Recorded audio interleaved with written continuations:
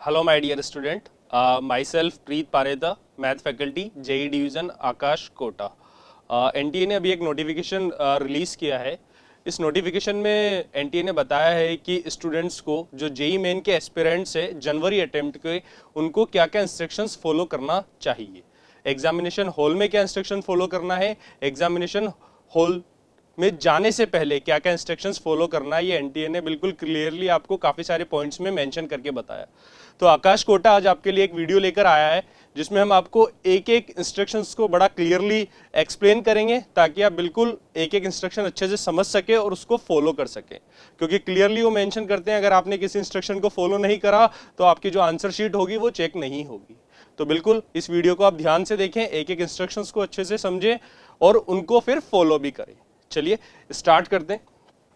Okay, तो start करते हैं। हमारा जो इंस्ट्रक्शन नंबर 1 है, क्या क्या चीजें हमें ध्यान रखनी है उस पर आते हैं।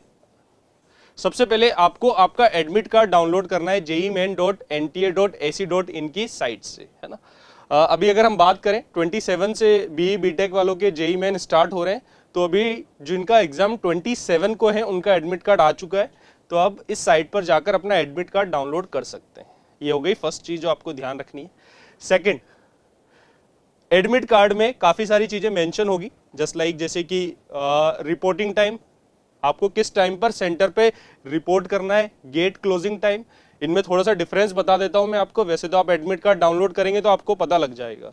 रिपोर्टिंग टाइम का मतलब है कि आपका एंट्री टाइम क्या होगा, किस टाइम पर गेट ओपन हो जाएंगे, आप कब एग्जामिनेशन हॉल में एंटर कर सकते हैं।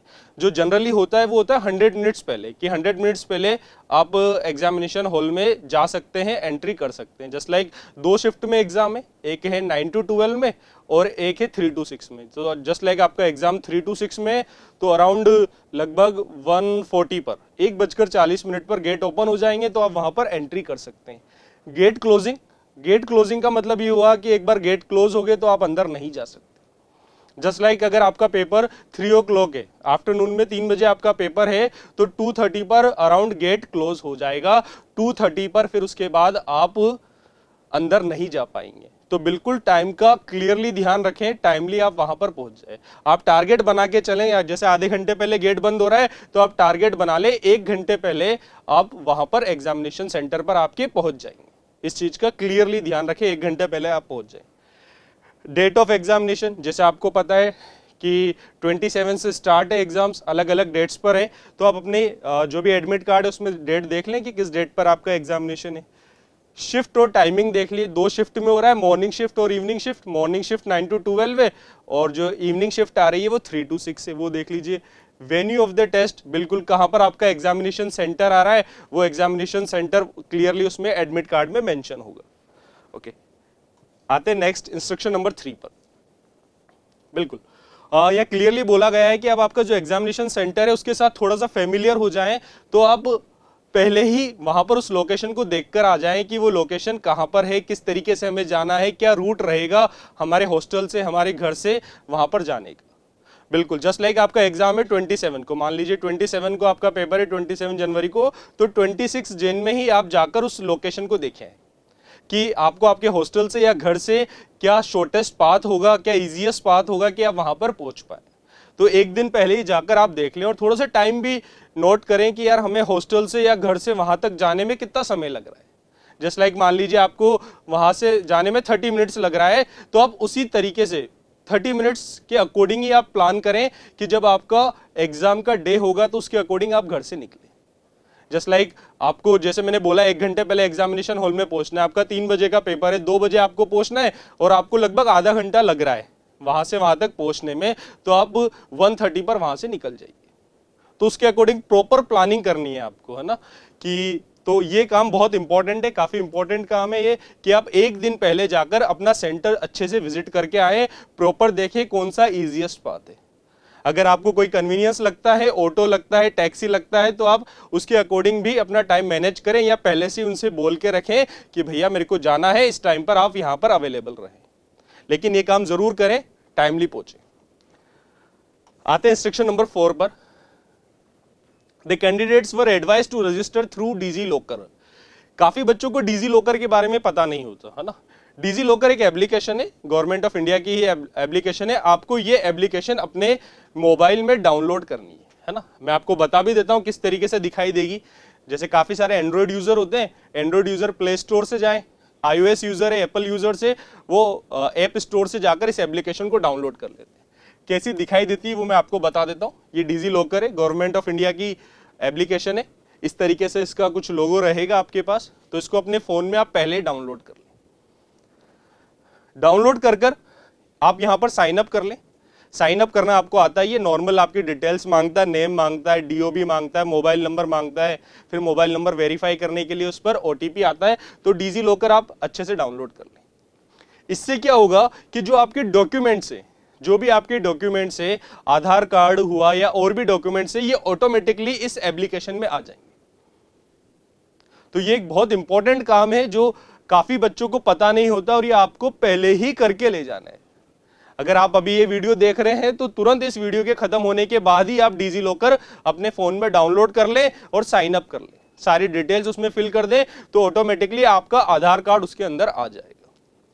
क्या फायदा होगा उसका, क्या इसका क्या यूज होगा एग्जामिनेशन हॉल में, वो भी अपन समझते हैं। हाँ, तो ये सारा जो प्रोसेस है ये होगा बायोमेट्रिक के लिए। आपकी जो अटेंडेंस होगी वहां पर एग्जामिनेशन हॉल में वो बायोमेट्रिक अटेंडेंस होगी, मतलब वो आपका फिंगरप्रिंट भी ले सकते हैं, वो आपका आइरिस स्कैन भी कर सकते हैं, तो दोनों चीजें वहां पर हो सकती है। तो उसके लिए कंपल्शन होगा कि वो आपका जो डिजी लॉकर है उसमें आपका आधार कार्ड अवेलेबल है, वरना क्लियरली उन्होंने मेंशन करा अगर आप ऐसा नहीं कर पा रहे हैं तो आपको एटलीस्ट 1 घंटे पहले एग्जामिनेशन सेंटर पर पहुंचना होगा, है ना। तो अपन तो पहले से ही रेडी रहे, इसीलिए हमने आप लोगों के लिए ये वीडियो लेकर आए हैं कि आप हर चीज के लिए शुरू से ही अलर्ट रहें और टाइमली अपना काम कर लें। तो आपको डिजी लॉकर मैंने बता दिया किस तरीके से डाउनलोड होगा, क्या लोगो होगा उसका। सिंपल साइन अप, आपने काफी जगह साइन अप करे होंगे, बहुत आसानी से साइन अप हो जाएगा और वहां पर आपका आधार कार्ड आ जाएगा, है ना। तो ये काम बिल्कुल आप अभी जैसे वीडियो खत्म होता है ये काम सबसे पहले कर लिया। ओके, आते हैं नेक्स्ट,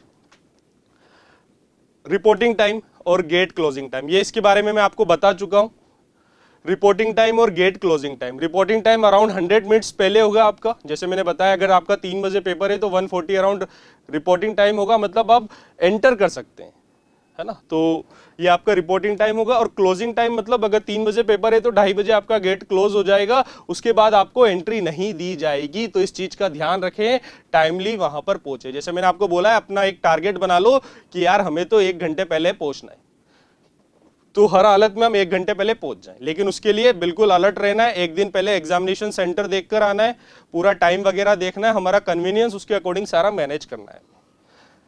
ओके, आगे बढ़ते।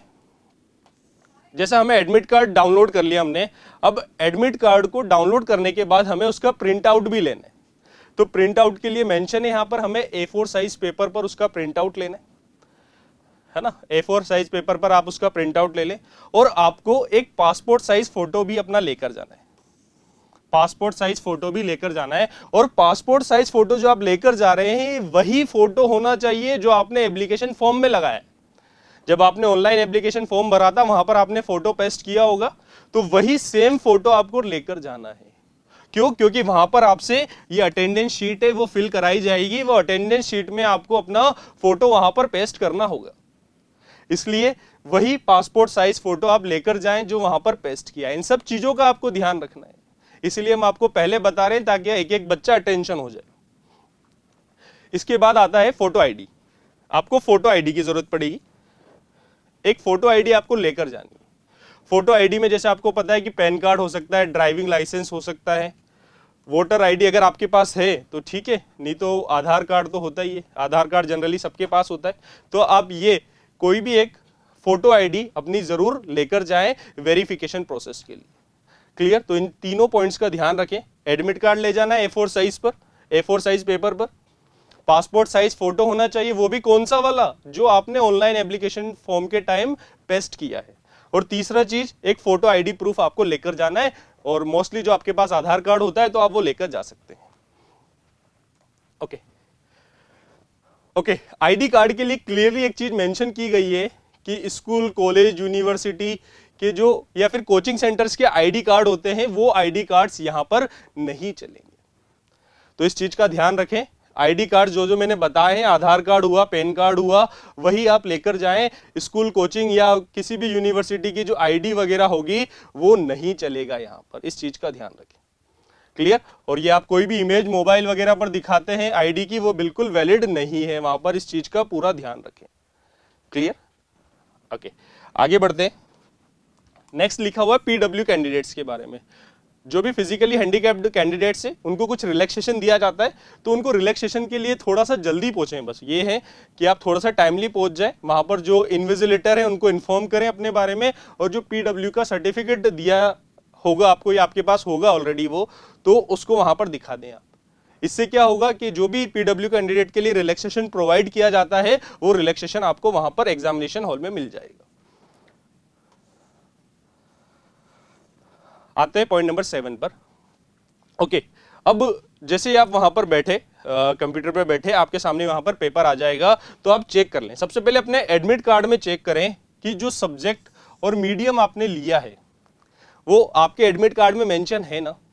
और अगर एडमिट कार्ड में मेंशन है तो आपकी स्क्रीन पर वही सब्जेक्ट और वही मीडियम शो हो रहा है ना।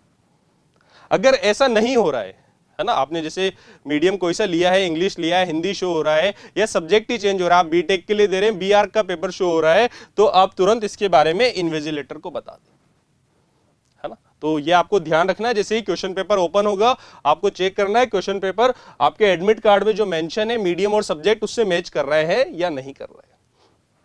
ओके, पॉइंट नंबर 8, ये बीआर्क वालों के लिए, तो इससे अपन को कोई लेना देना नहीं है। आते पॉइंट नंबर 9, ये भी एक इंपॉर्टेंट पॉइंट है।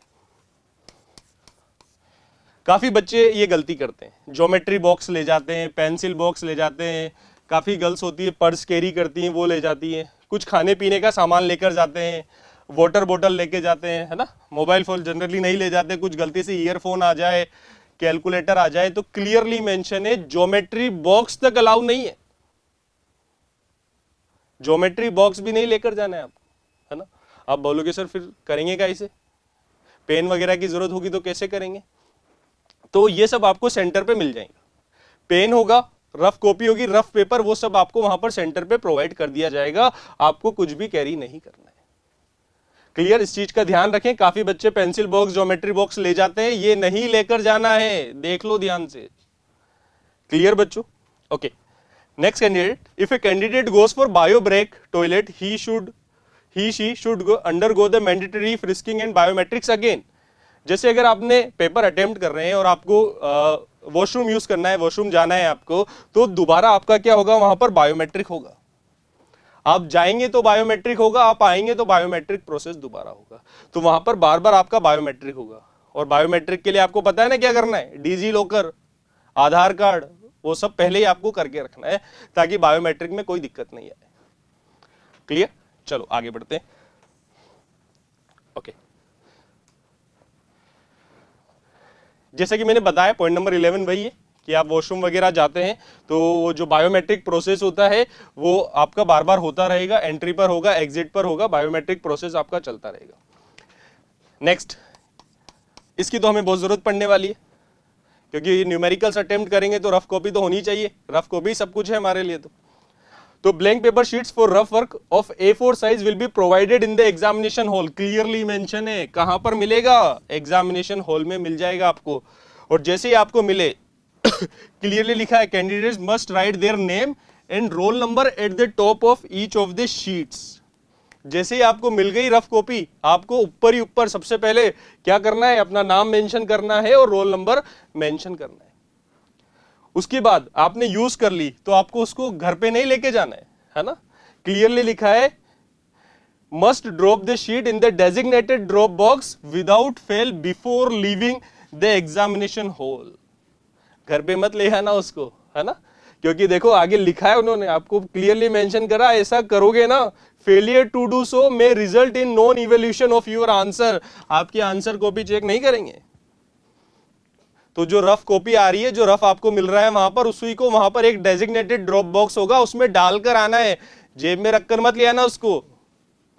क्लियर है? तो ध्यान रखना, ये आपको वहीं एक ड्रॉप बॉक्स होगा, उसी में डालकर आना है। क्लियर? तो इसका ध्यान रखो कि एक तो अपना नेम और रोल नंबर लिख दो उस पर सबसे पहले, और उसके बाद काम होने के बाद वही डाल के आना, वरना देखो लिखा है यहाँ पर कि आपका रिजल्ट नहीं बनेगा, non evaluation of your result. Okay, next आते पॉइंट नंबर 13 पर। Duly filled in admit card must be drop in the designated drop box while leaving the examination hall. Failures to do so, same line उन्होंने use करी है, copy check नहीं करेंगे आपकी, है ना।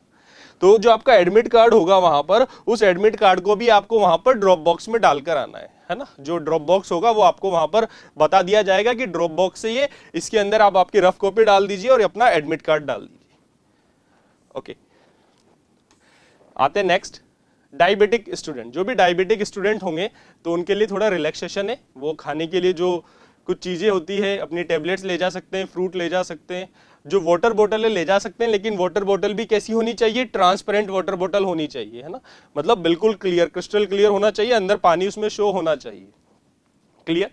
और जैसा मैंने आपको शुरू में बताया था कि आपको एक अटेंडेंस शीट मिलेगी, उसमें आपको सारी डिटेल्स आपको आपकी फुल करनी है ना, सारी डिटेल्स आपको उसमें फिल करनी है। और हैंड राइटिंग थोड़ी अच्छी लिखना भैया, वो रफ वाली हैंड राइटिंग मत करना, उसमें अच्छे से मेंशन करना, सारी चीजें मेंशन किया गया है इसमें। और वहां पर लेफ्ट हैंड का थंब इंप्रेशन लगेगा, थंब लगाना रहेगा वहां पर लेफ्ट हैंड वाला आपको। तो उसके लिए भी उन्होंने लिख के दिया, एनटीए कितना क्लियरली मेंशन करके दे रहा है कि they should ensure that their left hand thumb impression is clear. साफ करके बिल्कुल अच्छे से ले जाना उसको, ताकि थंब इंप्रेशन आपका अच्छे से आ सके वहां पर।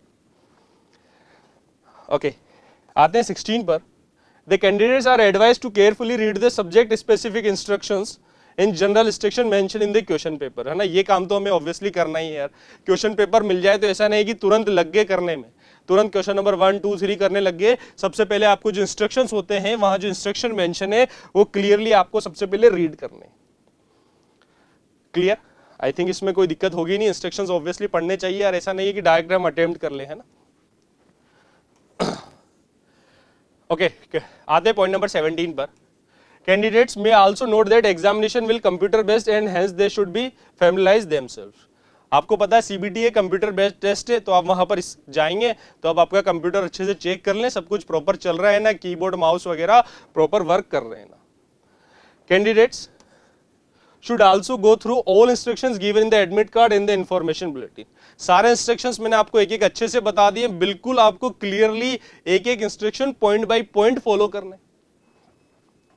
और आपको एक मोबाइल नंबर प्रोवाइड कर रखा है, एक लैंडलाइन नंबर है, कोई भी दिक्कत है तो आप इसके थ्रू वहां पर बात कर सकते हैं और वहां पर पूछ सकते हैं। तो ये सारे इंस्ट्रक्शंस थे बच्चों जो मैंने आपको बता दिए, अच्छे से फॉलो करना सारे इंस्ट्रक्शंस, और बिल्कुल टेंशन नहीं लेनी है।